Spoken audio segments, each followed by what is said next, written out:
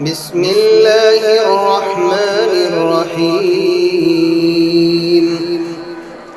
الرحمن علم القرآن خلق الإنسان علمه البيان.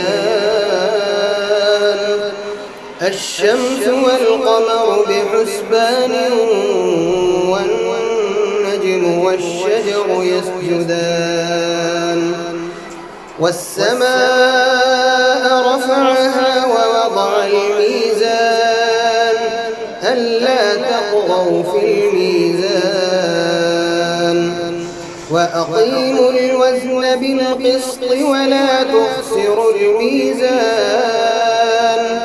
والأرض وضعها للأنام فيها فاكهة والنخل ذات الأكمام والحب ذو العصف والريحان. فبأي آلاء